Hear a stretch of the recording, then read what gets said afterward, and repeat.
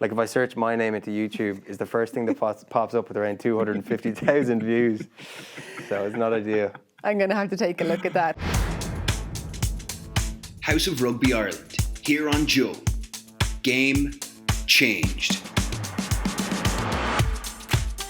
Hello and welcome to House of Rugby Ireland here on Joe. I'm Eimear and I'm joined remotely by Ian Madigan, and we're delighted to have Fergus McFadden back in studio with us. Fergus, good to see you. Like Brian O'Driscoll in his glory years, he missed out on a lot of league fixtures but made it back just in time for the Six Nations. Great to have you back here in studio. Thanks. Ian, you had a trip down to Dublin to play against the Irish squad with Ulster there today. How did that go? Yeah, it was great. It was a brilliant opportunity for our squad to go down and train against the national team. You know, some of the younger guys who've never experienced being in camp and, you know, being able to firsthand see the intensity that the national team train at and being able to put their best foot forward and, you know, get themselves in the shop window for, you know, hopefully Andy Farrell to look at them in the future. So that was a great experience for us as a team, and it was good to see, you know, the Irish team buzzing. There was a great atmosphere when we got into camp, and you can tell they're all very excited about getting the Six Nations underway. What's it like being inside in the HPC for our listeners and viewers who wouldn't have been into the HPC before? Was it your first time being in there? Yeah, that was my first time there. Previously, we just trained in Carton House when I was with the national team back in 2015, 2016. Yeah, I was really impressed. Like it you know, to explain the sheer size of it, you've got two indoor pitches. So for the split, we the backs on one indoor pitch, which was a soccer pitch, and then the other indoor pitch is a rugby pitch.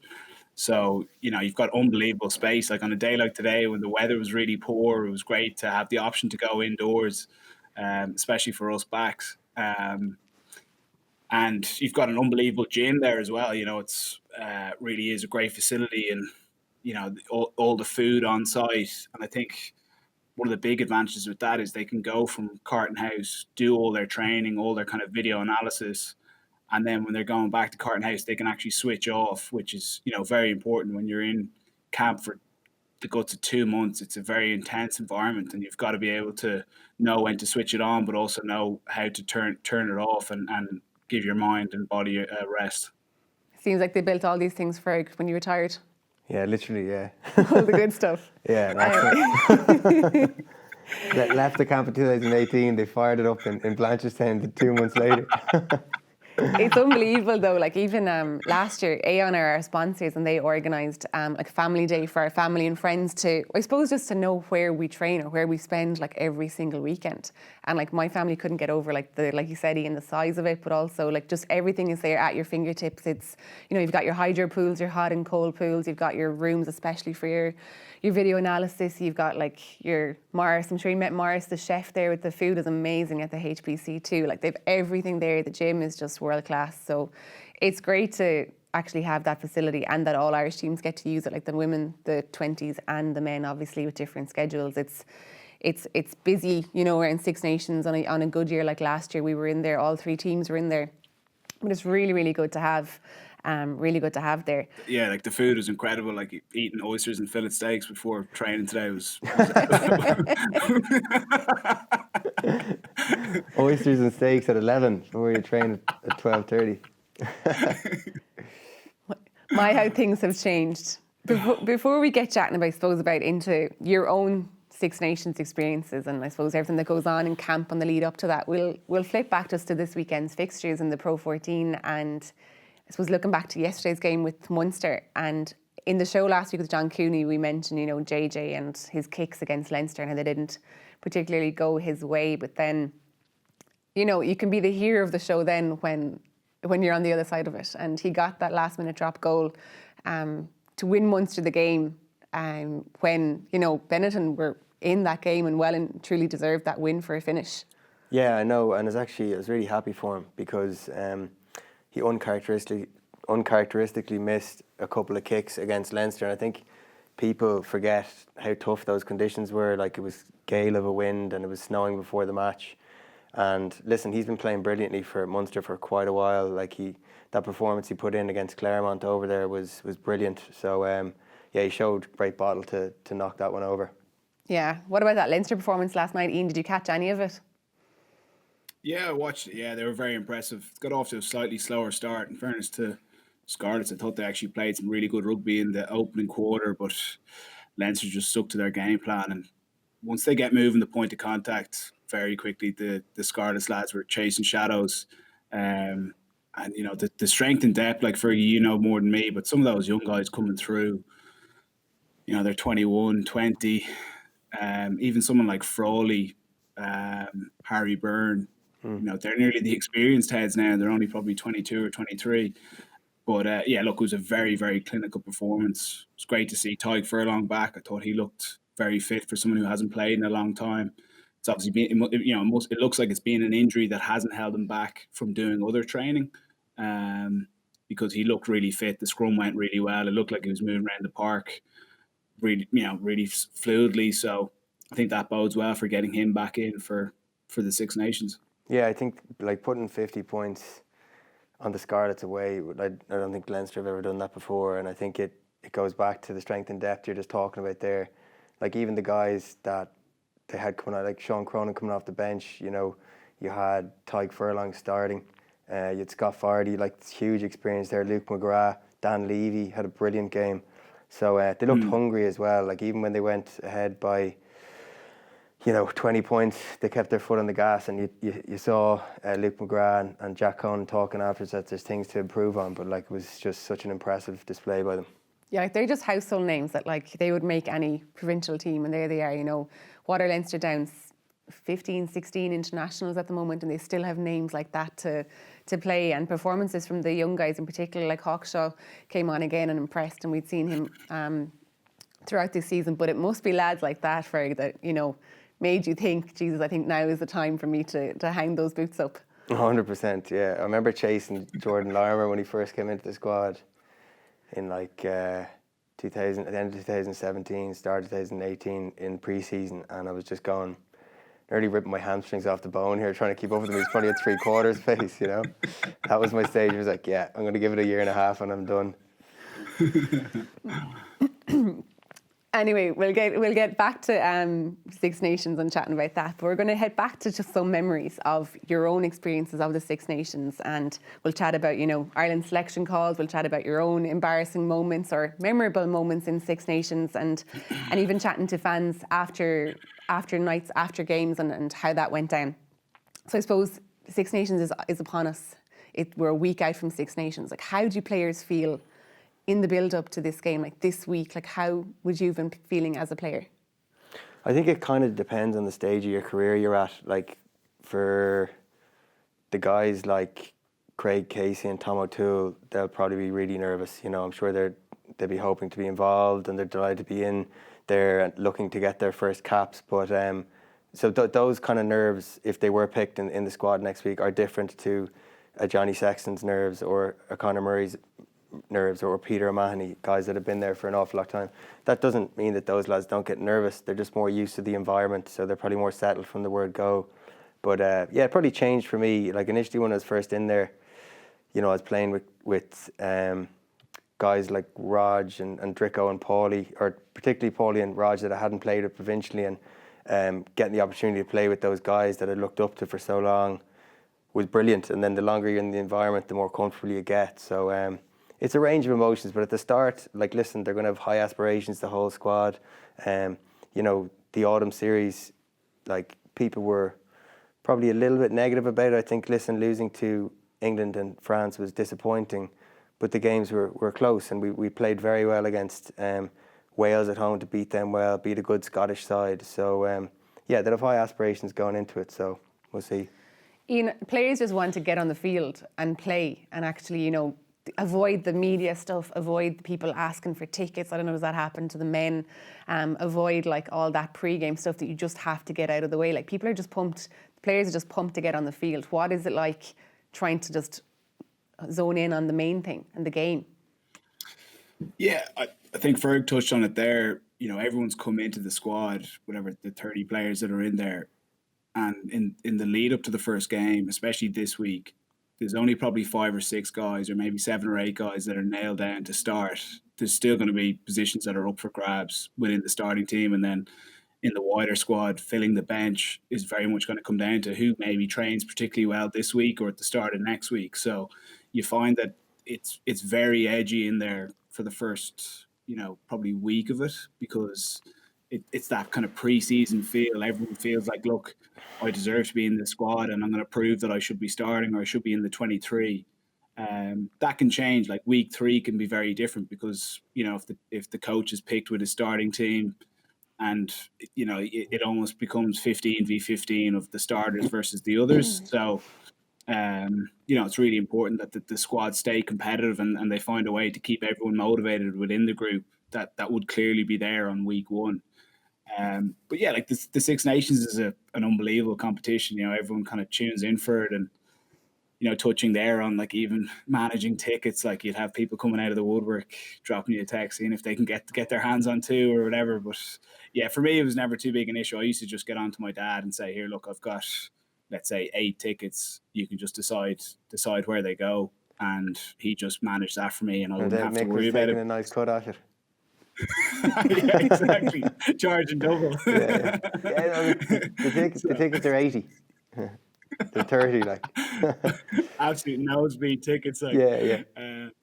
But like that's something that that you could actually get caught up on as a young player. You could, it can get a bit much. You could be getting lots of texts. You feel you've got to reply to every single one, and you're sending long messages back, and they're long conversations, and then you're stressed out about tickets, and suddenly it can affect your focus for a game. So it's something that you want to get on top of really quickly. And like Ferg touched on it there with the likes of Paulie and Raj, I'm sure that they'll be, even having Paulie back in camp, he'll be conscious of that with younger guys, that their focus is very much on the rugby, getting that right. And the stuff on the outside with like the media is only there to really get in the way. And you just got to tick that box and get on with the rugby stuff.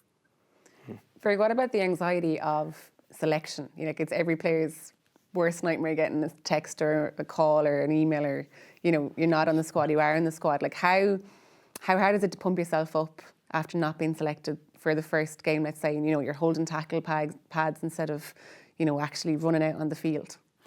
Yeah, it's a tricky thing to manage. I think I've only been on the player side ever, but from a management perspective, it's tough.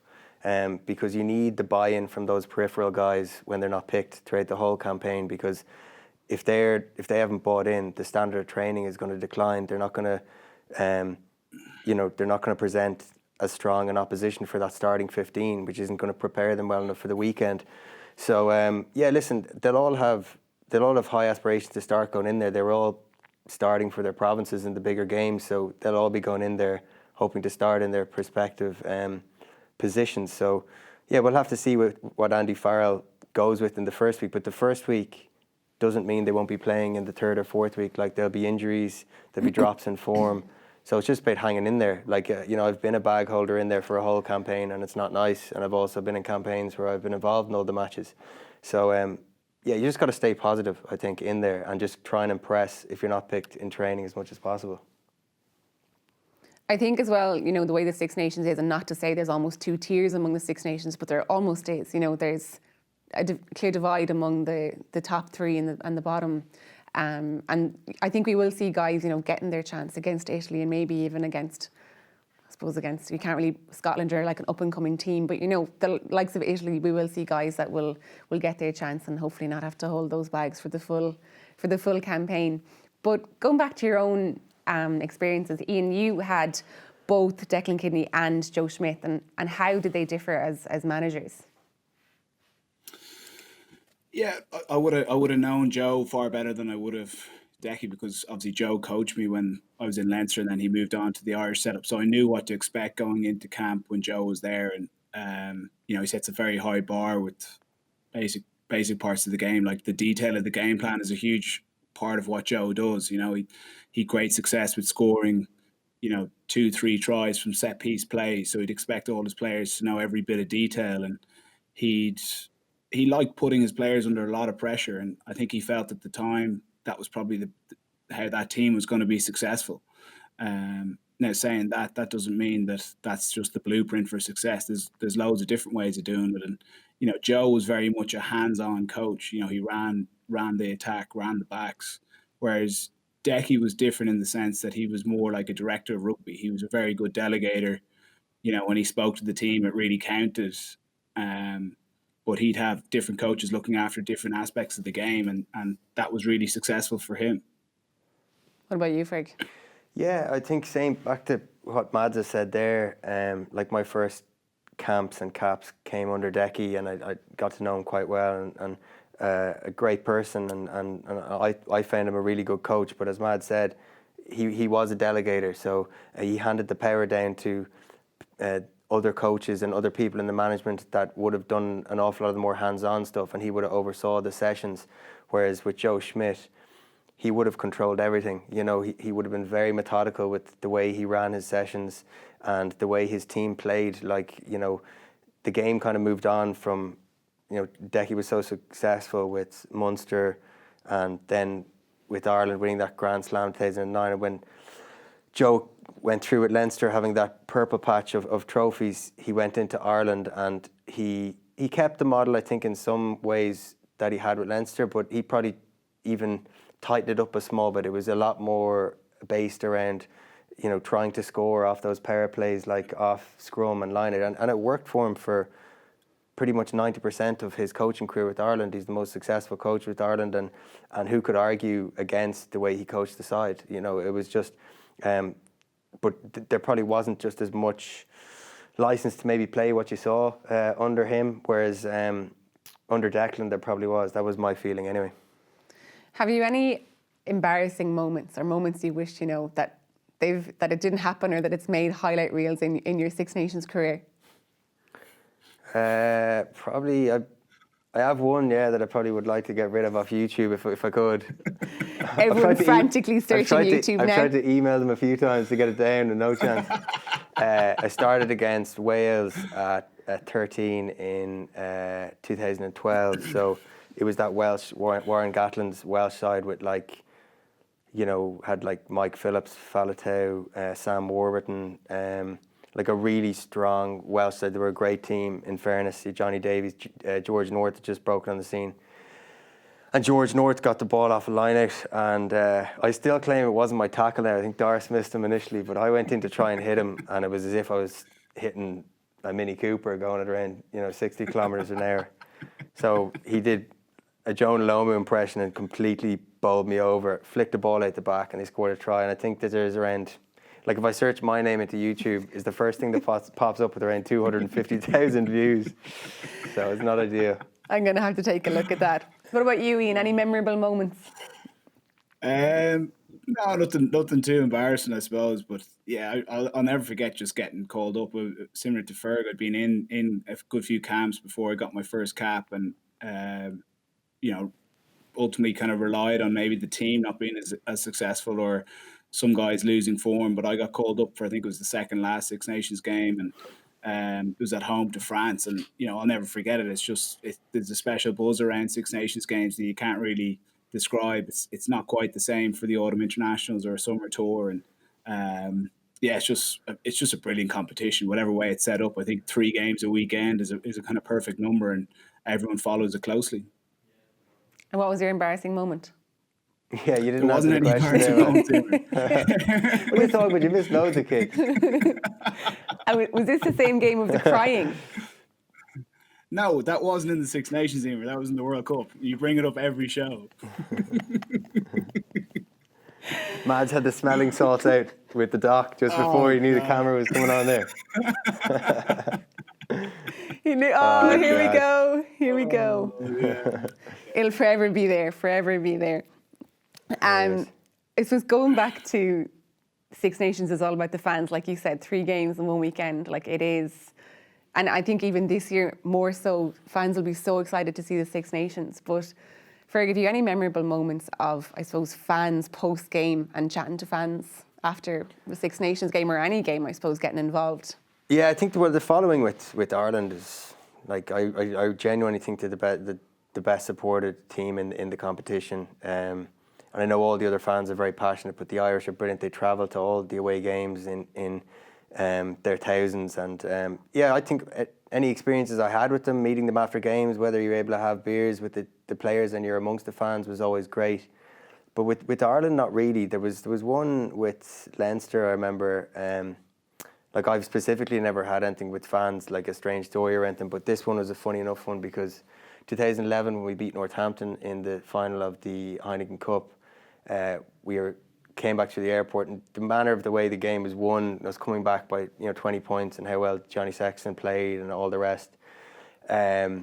We went through the airport, and it was like a circus with all the Leinster fans, Mads, if you remember. And we eventually got onto the plane. Everyone had been, having a few beers in the change room and then in the airport or whatever. We managed to get through the crowds to our boarding gate onto the plane, and the cabin crew were like, everyone, sit down, get settled, whatever. They're getting ready to take off. And this guy, this Leinster fan with face paint and everything, I think he had like a wig on and stuff, comes up the front.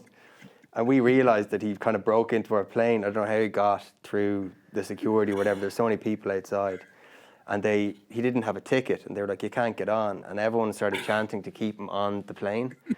So they just closed the doors and kept him on. So he just sat in a spare seat. And from what I remember, if I remember correctly, obviously this was a huge energy booster for the squad, like just everyone like slapping him and screaming at him when he's walking down.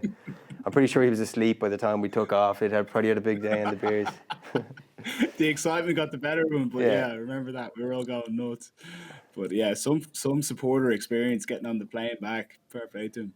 That was dedication, absolute dedication to try and get past security, no ticket, the whole hog, and get on. It wouldn't happen now for sure. He should get onto the show.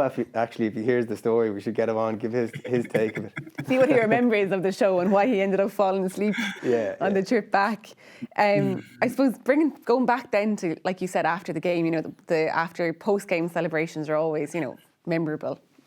And not just, on days where you win a Heineken Cup, just, I suppose, every Six Nations game. But would the players, I suppose, back when you guys were playing, not that it was that long ago, but, was it a lot different then to now in the way that they celebrate after the game? And, like, would they have a few pints or would they have a few drinks, or has COVID kind of ruined that? Well, I think COVID's definitely ruined that at the moment for the people that are playing currently. Like, you even saw the guys that got capped in autumn. I saw a picture of, like, Ed Byrne, Will Connors, Hugo Keenan and Jemison were all capped in the same match. And like, they probably went back and had a couple of beers in the team room, but that was probably it. And that's disappointing that they couldn't even, share that moment, having a few drinks with their parents or their dad or whoever it was. And what would normally happen? Would they just meet back at the team hotel, or? Usually, like in normal times, like, I remember under Decky, what you'd do is you'd go back and you'd have a function. So you'd always have a function after the game, and there'd be caps handed out to the new caps, and there would be ties handed to the prospective captains with those kind of metal the pins, those badges, that they get handed out as well. So, and then there'd be speeches from the president of the unions and all that stuff, and you'd mix with the players, and it'd be lovely. You could either have a few drinks, you could not have a few drinks, whatever. But I think it probably changed a bit. Like, I think you still have that, and I'm sure they will have it again when it comes back. But it's an important part of it, because I think, listen, there's players coming from the 4 different provinces. Some of them don't know each other as long as others, and it's a bonding opportunity, to have those drinks, and I think it's a very important side of it. Yeah, it's also a great way to meet up with the opposition team. That's a huge part of the game. It's something that's a real killer with COVID. You can't even go into the opposition change room and have a catch up afterwards. But the format of the Six Nations works really well, because you've got 2 games in a row and then a week break, then a game and a week break and 2 more games. So yeah, generally, like, the night out after the first game probably wouldn't be too crazy, but if you've got a week off after the second game, you could give it a good hit and celebrate the first caps from those first 2 games. And there's some good traditions that are upheld there.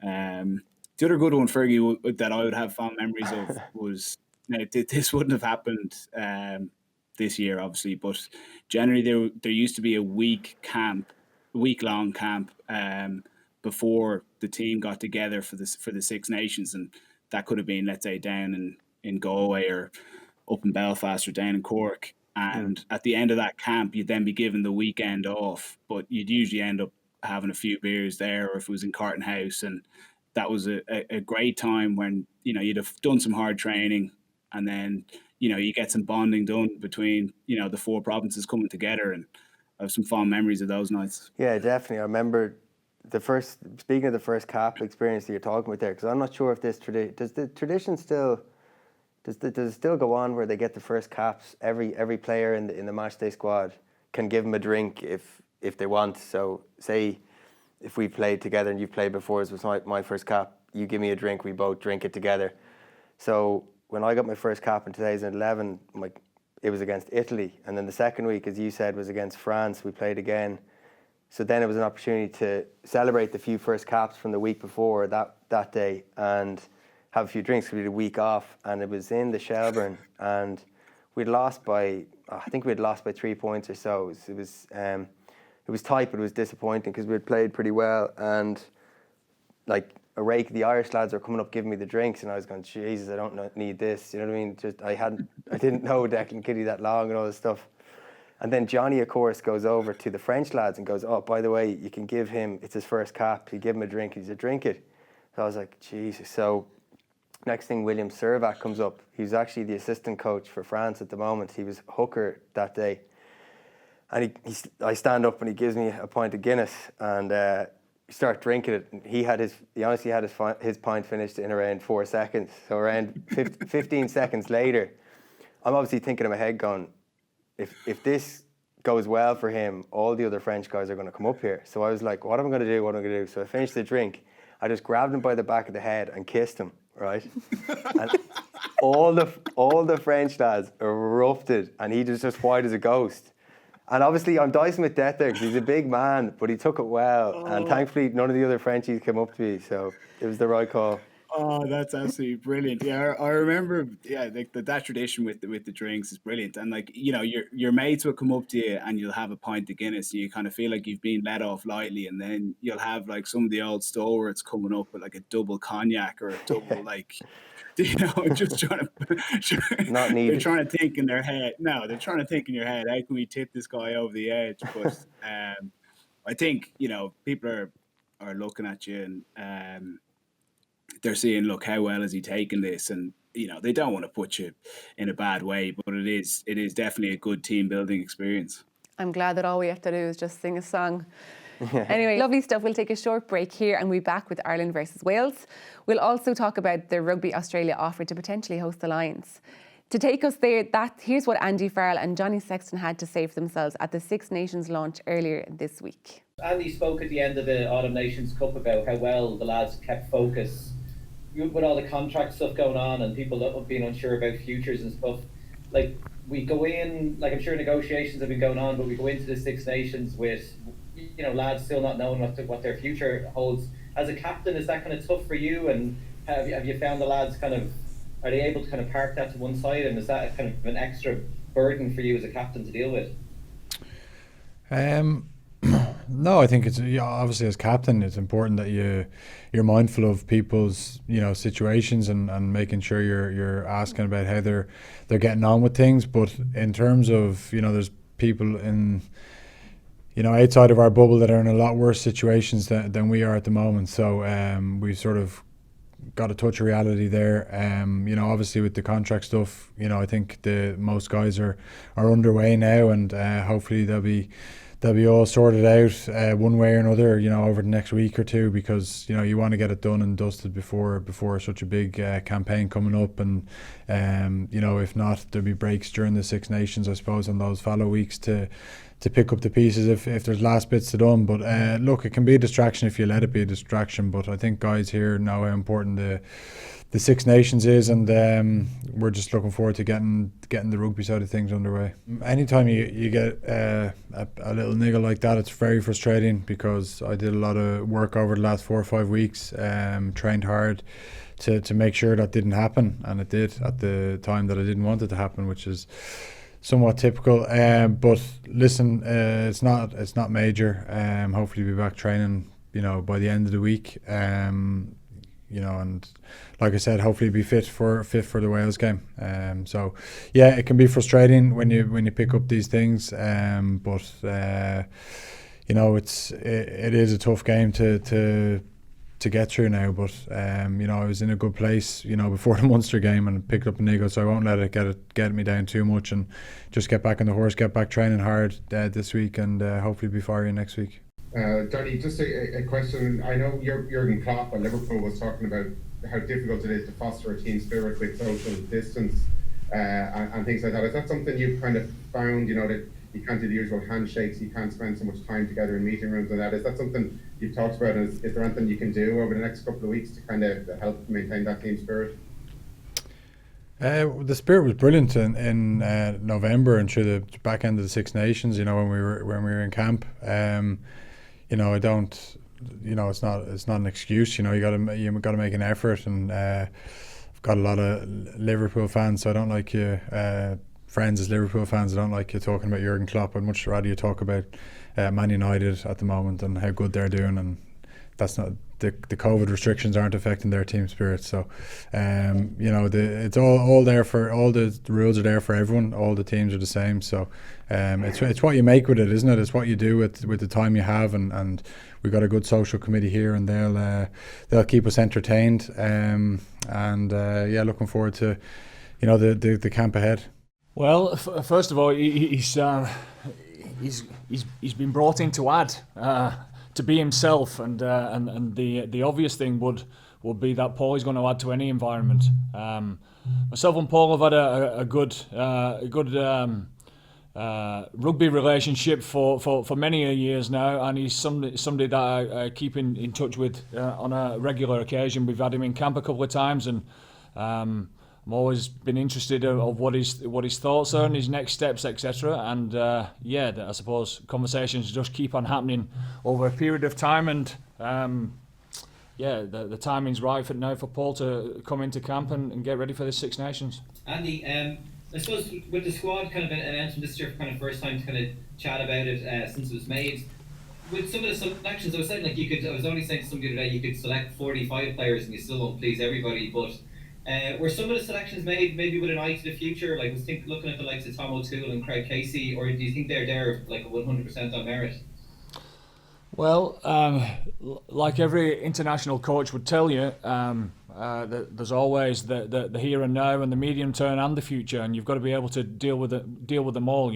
I suppose selection always comes to first and foremost of did they deserve to be in the group. And with those young lads, etc., that people are talking about, of course they deserve to be in the group because they'll be in the group to make the group better, Obviously, the experience of them being in an international campaign of the ilk of a Six Nations is going to be big for them, so we'll see how they deal with that along the way as well. Andy, just for me as well, I was going to ask about this Farrell. The other one that's been out of action for a while and would be great for you to kind of have as another weapon would be James Lowe. Do you know if he's close enough, would he be in the mix for the Wales game as well?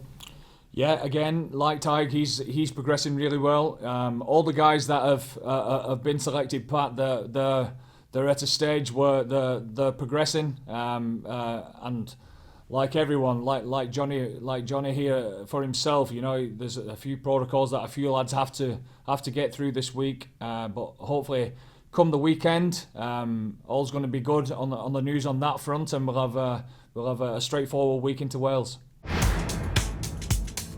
House of Rugby Ireland here on Joe. Game changed. Last October, Ireland went into their final Six Nations game against France, knowing the championship was in their hands. They lost 35-27 in a result that saw England crowned champions. While Jacob Stockdale is missing the first two games of the season's campaign, Ireland are in a decent shape and will fancy another run at the title if they can beat Wales away next Sunday. So heading into the 2021 championship, Ferg, I suppose England have to be the favourites. Yeah, they probably would be with the way they've been playing over the past 12 months. Like, they had a very strong autumn nations.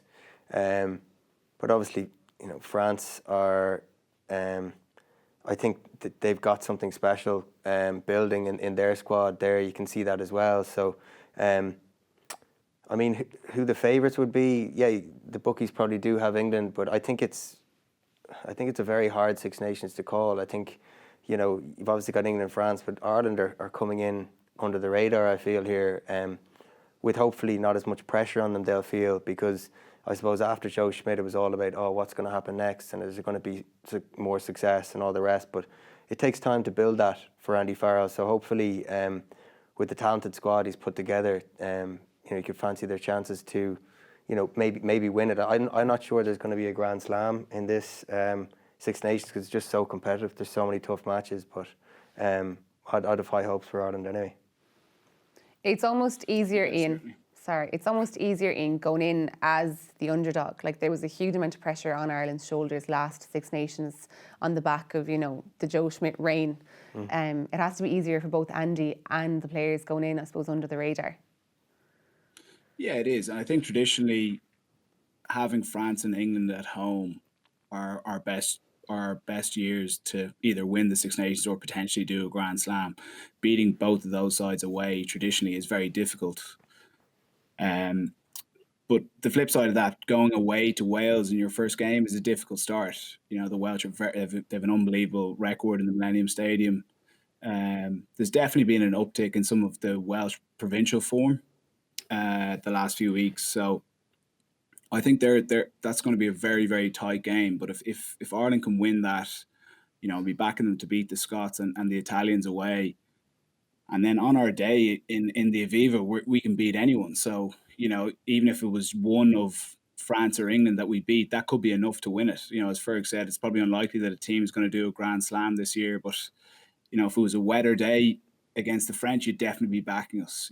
Our tight game is probably better than theirs. But the way they're playing and the flair that they're playing at, if it's a dry day, they're incredibly tough to stop. They just have such speed and power, and their offloading game, literally 2 or 3 quick passes gets to the right person, and they can put you under real pressure. And we saw that in the last game of the Six Nations last year.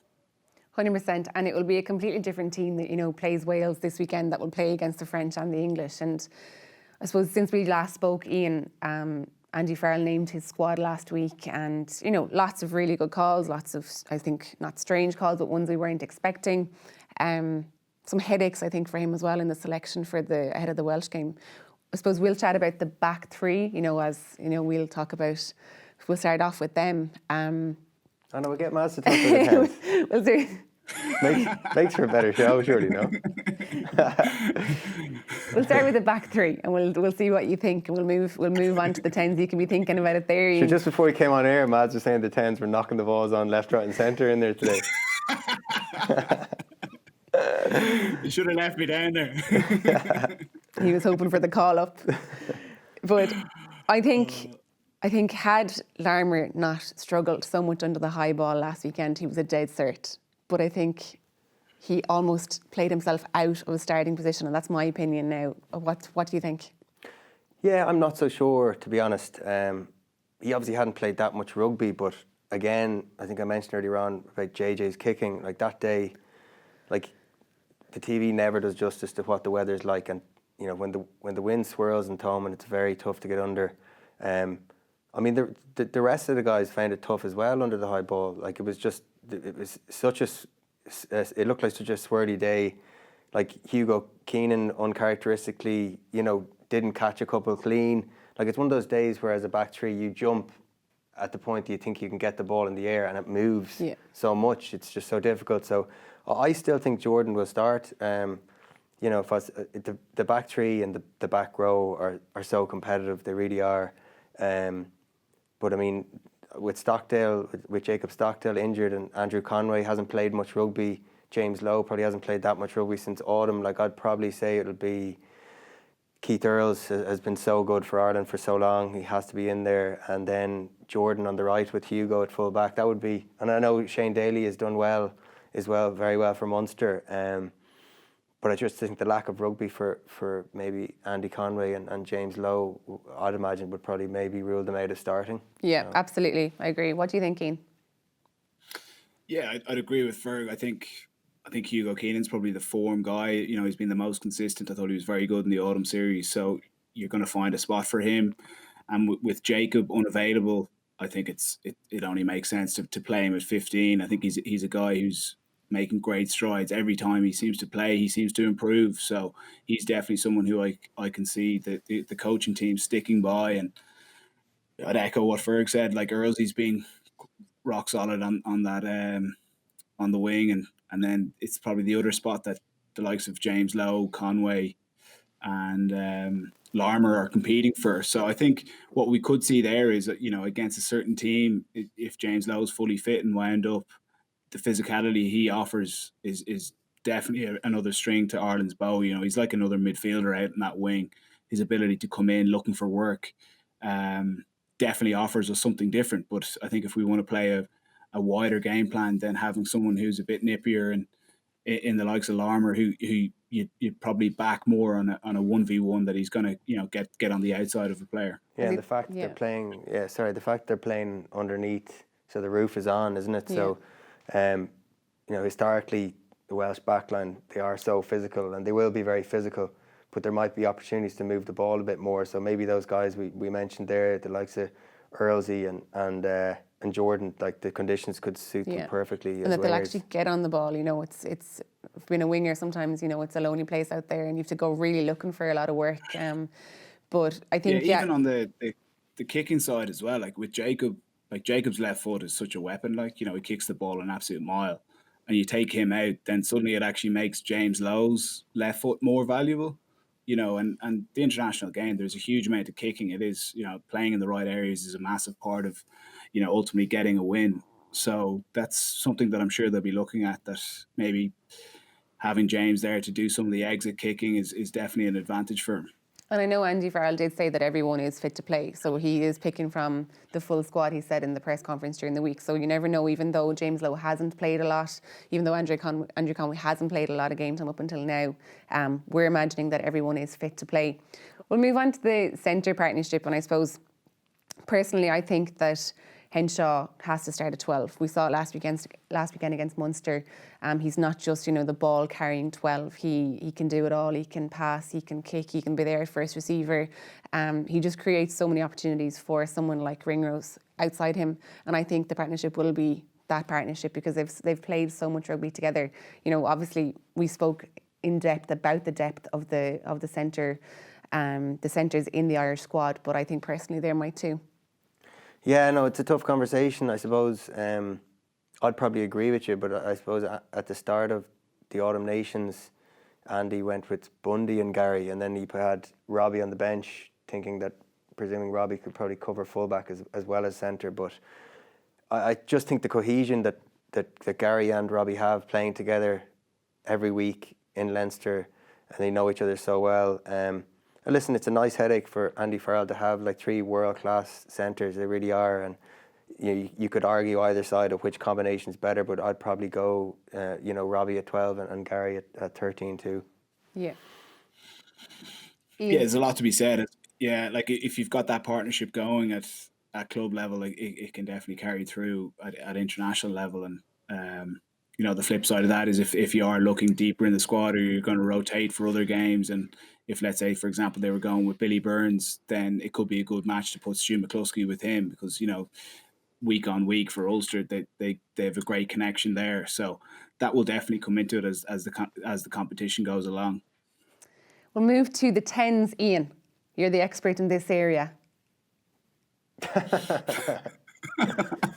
His mic must have got turned off there, did it? There's a bit of a pause on the technical issue here. Yeah. We might have to move to you. Look, I think we've seen Johnny run the show for the last number of years, and I think when he's on form, Ireland are on form, and I'm sure that this year's Six Nations won't be much different. So, look, hopefully we see Johnny at his very best, which I'm sure we will, and you can see a lot of the stuff that Leinster are doing really well filtering across into the Irish setup, and that's the kind of intellect that he brings on a daily basis. Yeah, I think I don't know if it's that really up for debate. Like he is captain of the team. Like I suppose the question is who's second choice. If Johnny's, I think he said in an interview that he was training towards the end of the week, so he's captain and he will start if he's fit. So, I think it's a tough argument, and like Rossburn came on the last day in the Munster game and played, impressive, really, really impressively. Ross has played brilliantly for so long, and Billy has also played brilliantly for Ulster, but he's had a couple of injuries. He hasn't had probably as much fluency as Ross in terms of playing time, and yeah, Ross, that summed him up. He came on down in Munster, and it was it was seamless almost, a really tough time in the match when we're losing, and just a really big play puts in that kick, and then he knocks over the kick from the sideline, against the wind. So I'd probably have him starting off. I'm sure Billy Burns will get his opportunity at some stage, but I would have Johnny and then Ross on the bench. Yeah, and I think they do. Someone mentioned, are you picking youth for now, or are you picking youth for the future? And I suppose he has to have one eye on the future as well, like medium term, long term, that Johnny is not going to be around for the next World Cup, and he's going to have to keep an eye. Yes, it's Six Nations, and that's what's important right now, but there has to be a thought on the future as well. Yeah, I think that, and a lot of people talk before campaigns, it's about the future. And listen, it is in a way when you're trying to build it to a World Cup in 2023. But just remember that the Six Nations, you go into a Six Nations having to win every game and wanting to win the competition, whether it's the Triple Crown, whether it's the trophy or the Grand Slam, and you need your best players, you need your most experienced players, you need your guys that have played at that level numerous times or as close to. So the guys are playing at European Cup level repeatedly with their club sides. So there's a couple of young guys he's picked, Andy, in there, and I thought there was a few other guys in similar positions very unlucky to miss out, to be honest. But it's important to always have one eye on giving those guys experiences along the line of trying to do everything you can to win. I think it's a real balancing act that Andy Farrell has to do. Like you look at, for example, bringing Craig Casey in. It's great to see you're looking to the future, but at the same time, if you, let's say, Luke McGrath or John Cooney in, what value is their experience adding? So you've got to be bringing young guys through and getting them experience, but at the same time, you're under big pressure to do well and ultimately try and win the competition. Yeah, I suppose you have to think of the now as well, and it is, Ireland want to win every game in this campaign, and that's the most important thing. But also, you need players going into a World Cup that have more than 10, 11, 12 caps, essentially. And I suppose this is the time, and it's not ideal, but this is the time that those players need to be blooded. And it is great to see the likes of Craig Casey, but then I suppose you were the same, Ian. The first name I looked for when the squad came out after chatting to John last Sunday was to see if John's name was there, John Cooney's name. And, so disappointing for someone like him who is in the form of his life. And even Luke McGrath has been phenomenal and such a leader for Leinster. And again, last night, after, I'm sure, really disappointing news, to go and play the way he played last night as well.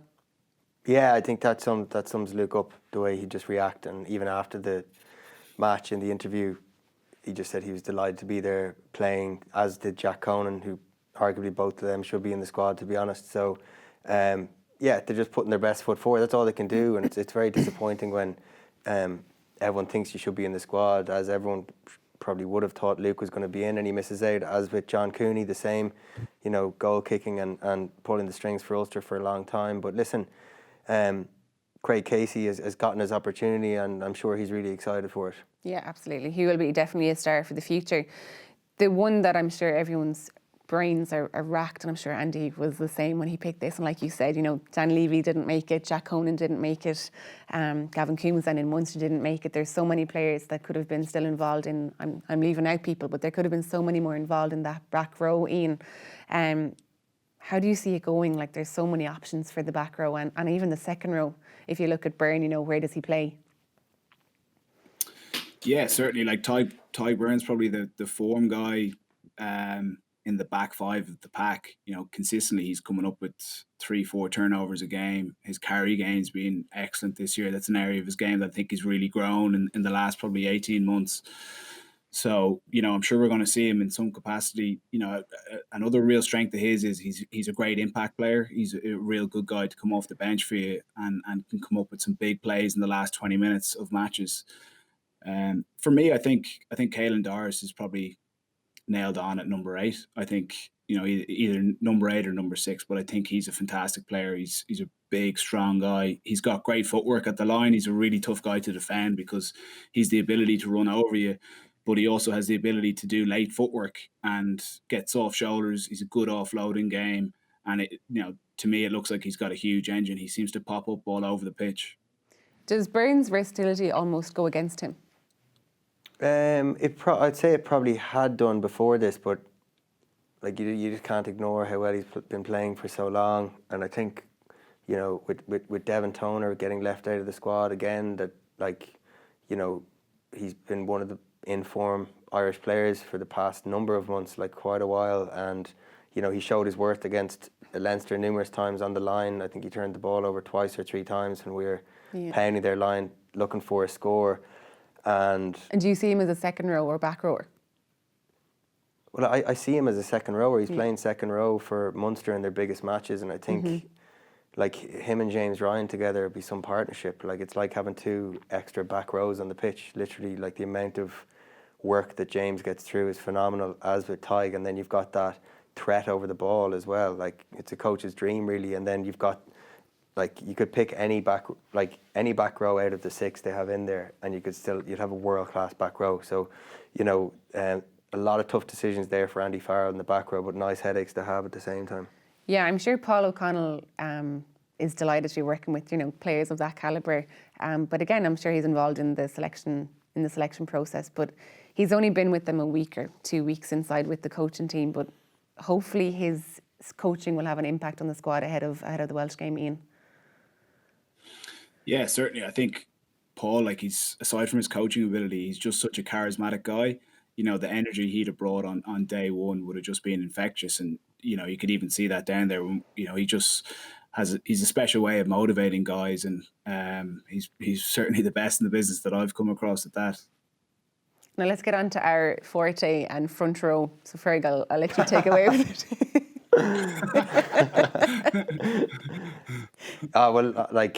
I'm not going to spoof along that I know what's going on in the scrum, but I think in Tadhg Furlong's absence with Ireland and Leinster, I think, Andrew Porter has really stepped up. He's just, he's gotten better and better with the weeks that have, the more exposure he's gotten to just repeated game time and putting in 80 minutes. I think it could have been a full 80 minutes against Munster. He made 21 tackles. So listen, that's going to be another headache when Tadhg is fully fit. But after Tadhg playing 50 minutes against the Scarlets, I think it would be a bold decision by Andy Farrell to throw him in at that stage. And it's not ideal for Porter that he can play both loose and tight, but it's a good one to have. It is, but I think with how fit, how fit Ports is now after playing so many games in a row, you've got to start him and then maybe bring Tadhg on. Imagine bringing Tadhg Furlong on for the last 20 minutes is nightmare. Brilliant. He brings so much energy around the field and his scrummaging ability as well. So I'd probably say Porter, and then you've got one of Herring or Ronan Gallagher. Or Dave Heffernan, as well. I think probably the person in pole position after autumn would be would probably be Herring, because Ronan hasn't played that much rugby, and I know Ronan was picked ahead of him initially, but that's a tough decision. I don't know, actually. It's a very tough decision. I mean, then Cian Healy at Loosehead, that would probably be my front row. And you agree, Ian, yeah? Yeah, pretty much. It was good to see Dave Kilcoyne back. He looked fit there when he ran out for Munster last weekend. And then another guy actually from Ulster, Tom O'Toole. He's similar to kind of Craig Casey in the sense he's been brought into the squad. He hasn't got his first cap yet, but he's been brilliant for Ulster over the last couple of seasons, and he's the kind of new hybrid tight head prop where he's a very mobile guy. He gets over the ball well, and he's one of the best tacklers I've come across. So I'll be very excited to see him hopefully get his first cap whenever that comes. I'm sure Andy Farrell has some headaches, and we definitely won't get that right. But it'll be really interesting to see how they get on and what team that he does select against Wales. Focusing on Wales, who are the main players that we need to look out for on that Welsh squad? Yeah, I think as far as the backs are concerned, they've got massive threats across there. Ian can talk about the half-backs, but like the back three, you know, you still have George North back in the squad there. Like if he's anyway fit, like he's such a huge threat. And I know he's not probably playing the rugby that he was back at the Lions tour in Australia kind of stage, but you know, he's such a tough man to take down and mark, and I'd imagine if he's fit he could start. And then you got Rhys Sammet, that left winger for or the winger for Gloucester, who's outstanding talent. He's lightning. And then Josh Adams, who's been brilliant for them. You saw his finish against England in that one of the last plays of the game, where Bigger kicks one across and it took it above his head. He's got that skill. So, and then Liam Williams as well. Like, I mean, they've got some really good options in the back three. So that'll be a massive threat there. And look, like we said, it's going to be indoors in the Principality. You know, they will love and flourish in those kind of conditions. You know, where it's going to be fast rugby, and they'll be aiming to get it to those players. But talk us through the halfbacks, Ian. Yeah, like they've got great experience there at halfback. I presume they'll go with Gareth Davies and Dan Bigger. You know, we saw Rhys Webb being left out of the squad, which shows the strength they have at number 9 there. We have a very excited scrum half from Thomas Williams. Yeah, sorry, he's lightning. You know, he's the kind of guy who, as bodies are getting tired going into the last quarter of a game, he'll be sniping around breakdowns, and he's a real difficult guy to keep on top of. And I'd say most likely you'll have Callum Sheedy coming off the bench. You know, he's going really well for Bristol Bears this year, and definitely another player kind of on the up. He's, you know, early 20s still a lot to learn, but he's very exciting, and you know, that halfback pairing could really stress the Irish defence in the last quarter of the game. Well, we're really looking forward to the game anyway, and to the start of this year's Six Nations. Ian, you were really happy to hear recently that Rugby Australia took you up on your offer, or took you up on your idea about bringing the Lions tour. They were obviously listening to our podcast, and they heard you mention about bringing the Lions tour down under to Australia. Avid supporters of the podcast, good on them. But yeah, look, it was great to see. I think it could be a solution for getting the Lions over the line. I think everyone's a winner. You know, rugby in Australia has been struggling the last few years. Obviously, it's very competitive in Australia with all the different sports between, you know, rugby league, with the NRL, the AFL. You know, they're just a very sporting nation, so it's competitive, and rugby unfortunately has fallen slightly by the wayside over there. So, you know, something like the Lions could really invigorate the next generation to get out and play rugby. So I think the ARU are very conscious of that. You know, you'll be able to have full stadiums. You know, the negative is obviously you're not going to have the South African supporters being able to watch it, but I think they're of the, you know, realization that that's not going to happen with the current COVID outlook. But look, it'd just be great to see that the series be able to go ahead, and if that was the solution, I think they should do everything they can to make it happen. Yeah, I suppose there's a lot of kind of pros and cons associated with it. Like, I suppose the Lions tour traditionally is about the travelling fans, both the Lions fans, but also it would be disappointing not to have the South African fans there too. But I don't see that happening if it's either held in the UK and Ireland, like they suggested or talked about, or if it's going to be held in South Africa. I don't think fans is an option at all. So maybe Australia, the positive would be that you would bring the fans there, but then how nice would it be to be a South African in a Lions tour playing at home advantage? It has to mean a lot to you. Yeah, but I suppose how many South African fans are going to want to travel and quarantine for 2 weeks before the tour? That's highly unlikely that many people will sign up for that. And on the flip side, then you have an awful lot of expats that are living in Australia. Like, you probably end up having more fans for the Lions than you would for the South Africans there. So I think, listen, it going ahead is, you know, the main goal for rugby and the Lions, you know, legacy and everything else, and the excitement around it. I think people just want that in the summer to look forward to as well. But I think the South Africans will look at the tour, if it goes to Australia or the UK, taking away that home advantage, that's huge. Like, going down to try and win. Like, I was only watching the 97 Lions tour on Sky Sports there recently with, like, you know, you had Delalio and Keith Wood, and they won there. It was the last time they won down there, and it was phenomenal. Like, it's just such a tough place to go with the crowd. So be much different, but it going ahead is the main goal, and hopefully they come to some sort of conclusion on it. And even for the players, it probably would be nice to even, you know, go on tour. If it was on in Ireland or in the UK, it wouldn't feel like they're on tour. It would just be like a Six Nations or it wouldn't be as special as an actual travelling tour to either South Africa or if it goes on in Australia. But hopefully, I think the Lions Committee are thinking of making a decision early February. So hopefully we will know more then if it is going ahead or not.